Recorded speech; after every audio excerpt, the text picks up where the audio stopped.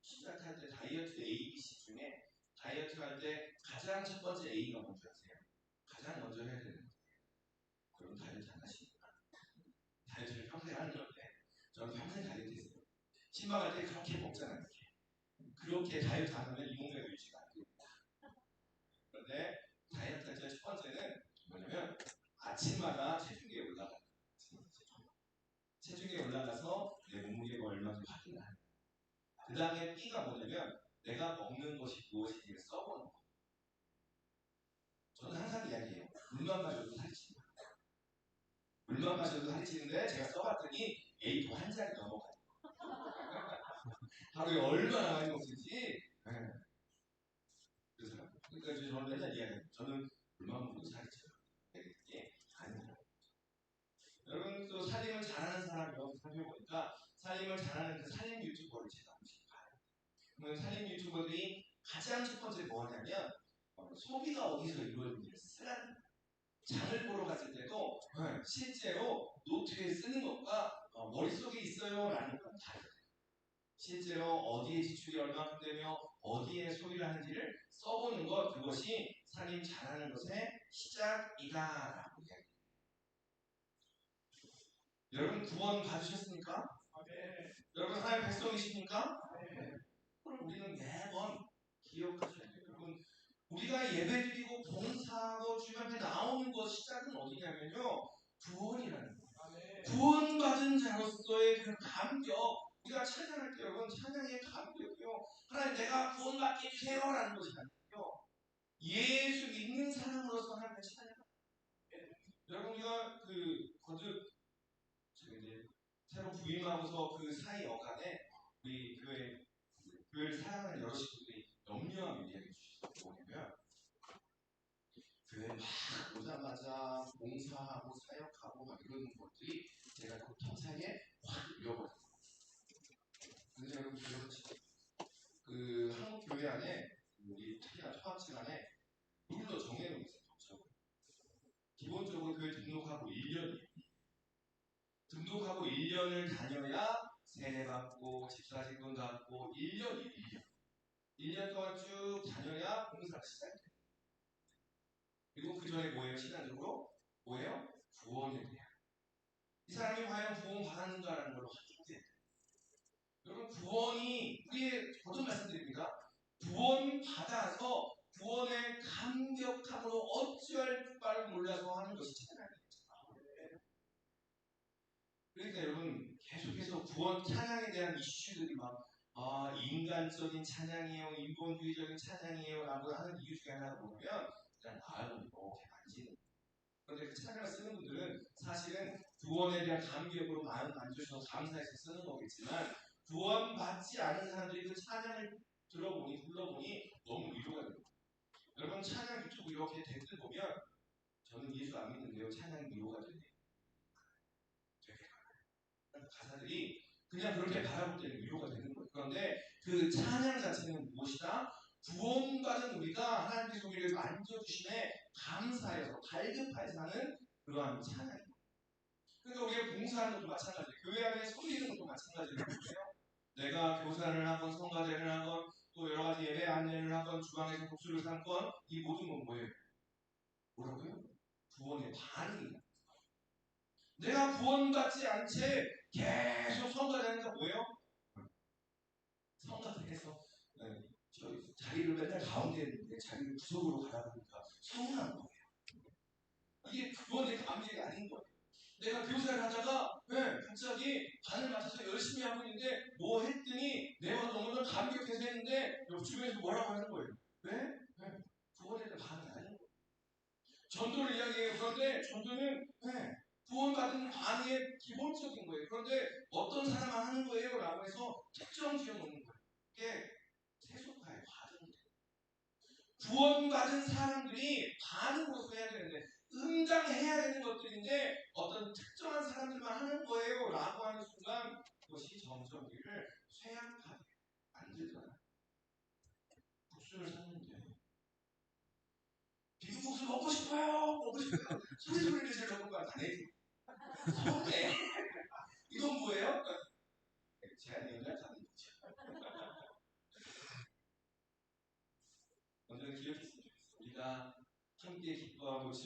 함께 웃을 수 있는 것은요, 우리가 그리스도 안에서 한 형제요 자기 우리 안에서 참 구원이 역사되어지고 구원이 드러나고 있기 때문에 그런 거라는 거죠.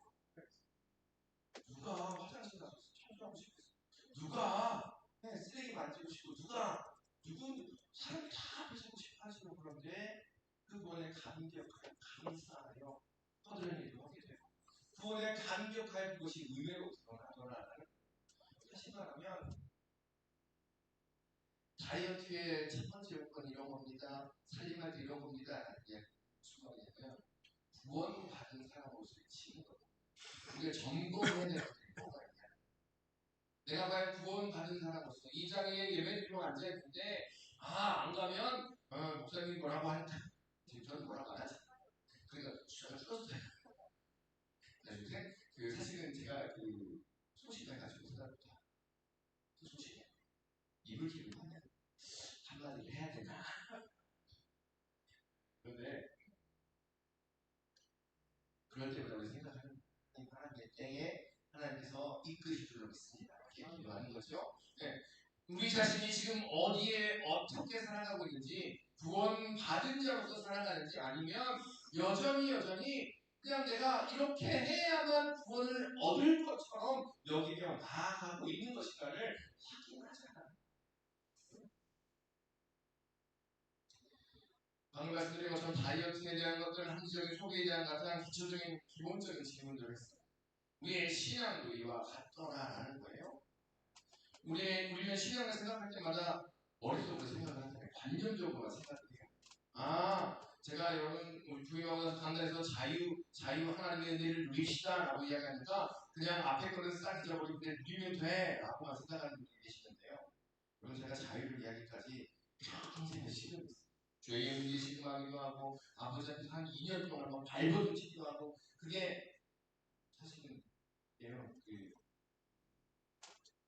이렇게 보니까 이 교회의 장점 중에 하나가 구원에 대한 그거를 일목요연하게 쭉 배우셨잖아요. 그게 큰 문제가 못 배우신 분들은 준비하세요. 근데 교환위원회 될 때마다 그거 가르쳐준 사람이 없으니까요. 그냥 혼자 시간을 뒹굴고 그거를 이야기해 주는 거죠. 다시 말하면 우리가 구원받았습니다라고 이야기하기까지 점검해야 되는 포인트도 있잖아요. 어떤 사람들은 극적으로 확 뒤집어져요. 저희 아버지 말씀드렸잖아요. 저희 형 이야기만 했어요. 극적으로 완전히 뒤집어져가지고 이전 삶을 딱 끊어내요. 그런데 어떤 사람들은요.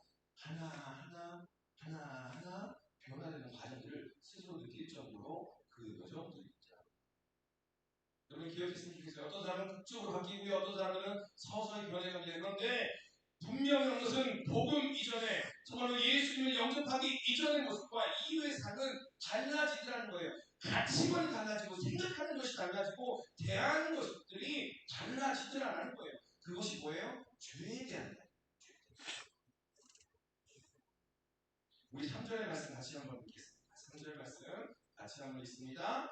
전에는 우리도 다 그 가운데서 우리의 육체의 욕심을 따라 지내며 육체와 마음을 원하는 것을 하여 다른 이들과 같이 본질상 진노의 자녀이었더니 아멘.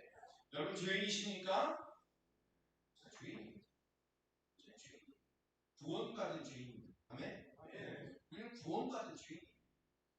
이러면요 막 이제 전도에 보면 일제로 전도에 보면 여러분 죄인인가 그러면요 세상도 거기에 말을 많이 붙여요.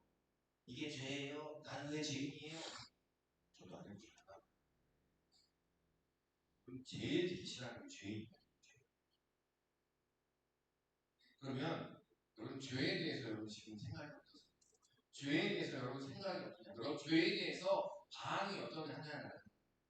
또한 더불어서 순종하지 않음에 대해서 여러분은 어떻게 생각을 하고 있냐? 죄 지을 수도 있지요. 회개하면 되지요. 순종할 수도 있고 순종 안 할 수도 있지요. 라고 여기는 것은 전형적인 구원받지 않음에 대한 증거들. 구원받은 모습에 대해서는 그렇게 막연하게 여길 수도 없더라라는. 왜냐하면 죄의 결과가 무엇입니까?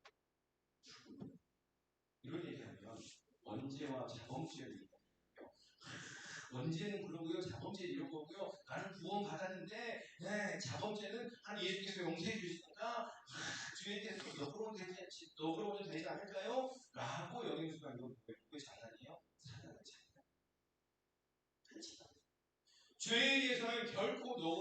안 되더라. 오늘 1절, 2절과 3절의 말씀에 계속 그런 얘기합니다.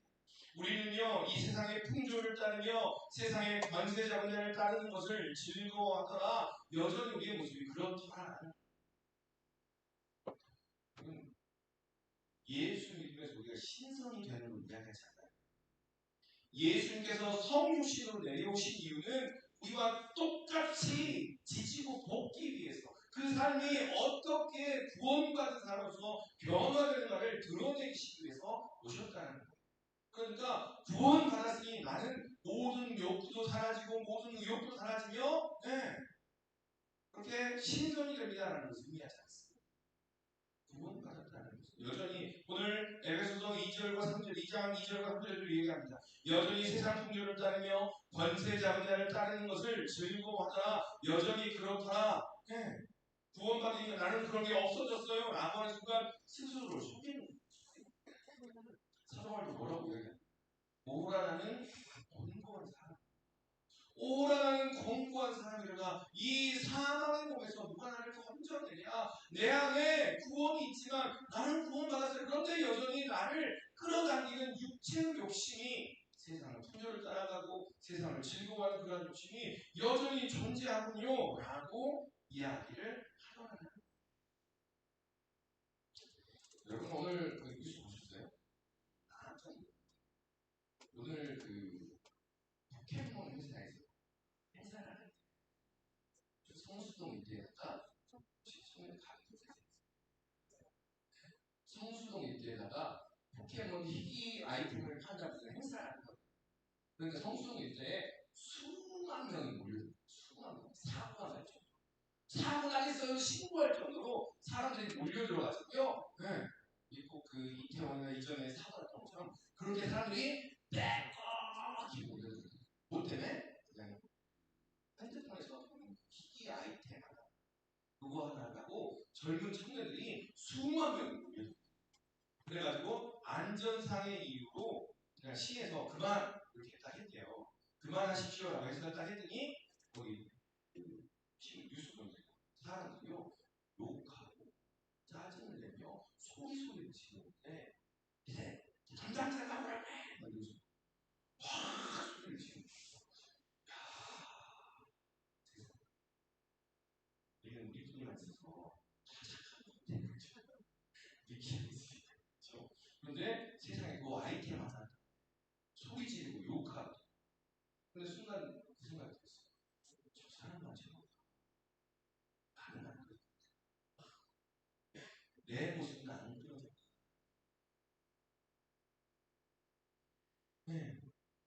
그런데 여러분 그 사람만 그러냐 그들만의 그것이 그들만의 본성이더냐 안 기억했으면 우리는 뭐 어떻게 해요?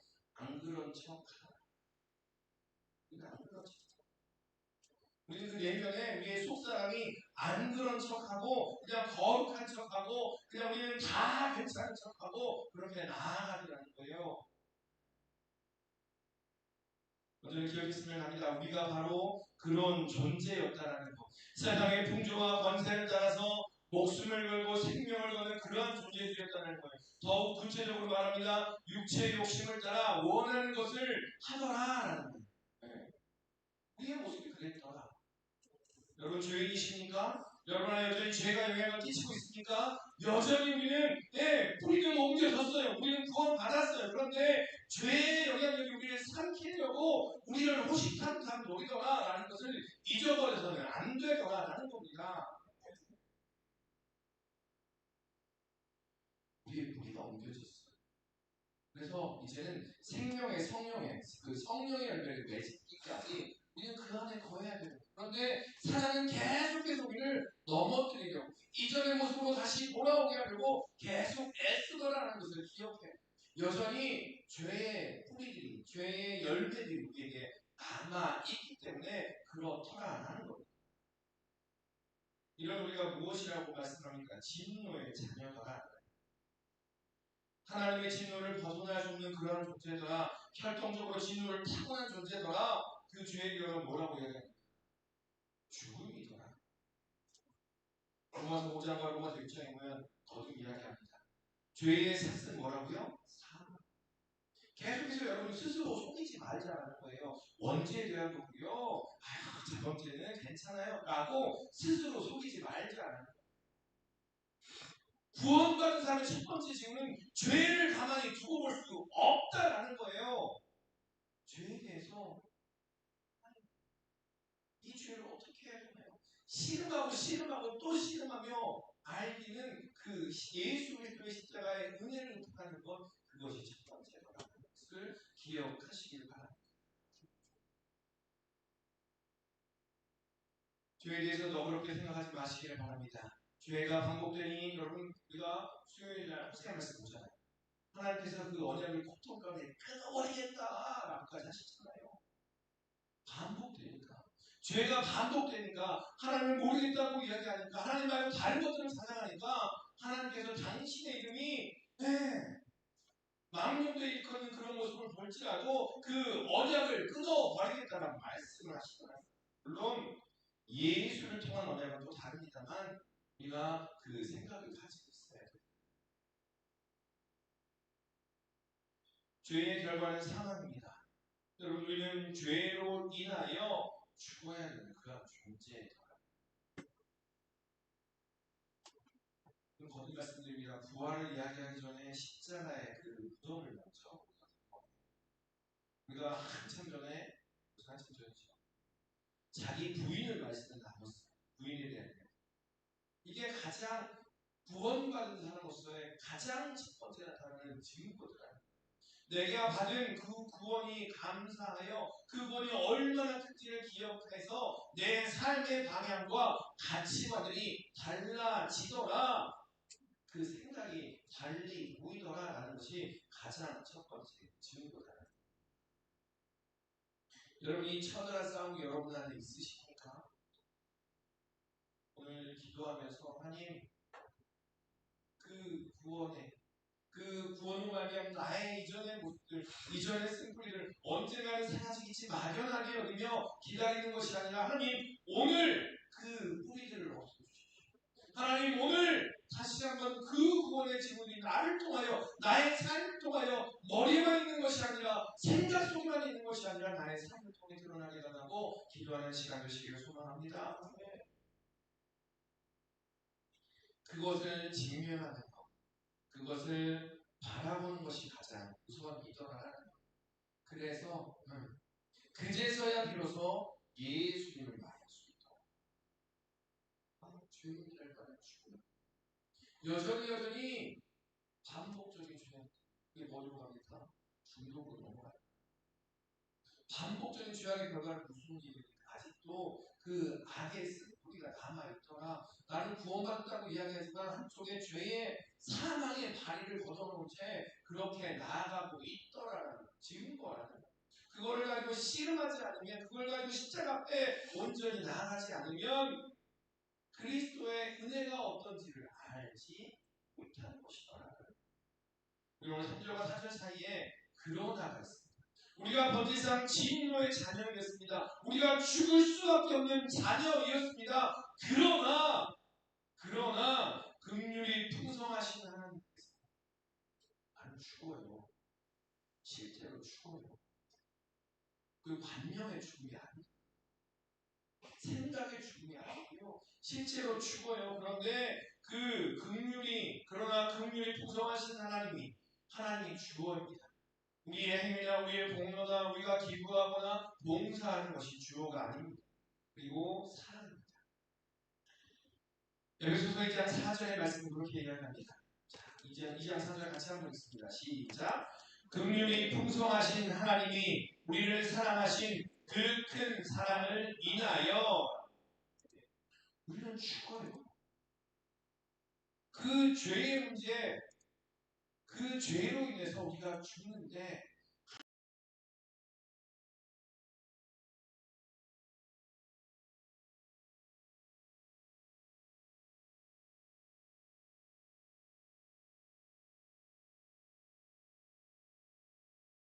아들 방에 가서 누워 있고 막 같이 막 이렇게 뒹굴고 싶은데 애들은 기겁을 하고 도망치는데, 여러분 이게 하나님의 마음이더라는 거예요. 하나님께서는 그 사랑으로 우리를 그렇게 대하기를 원하시더라는 거예요.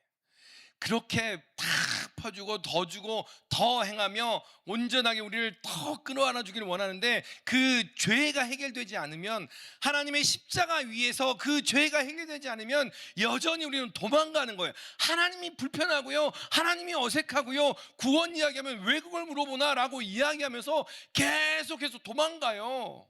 그게 우리의 모습이더라는 거예요.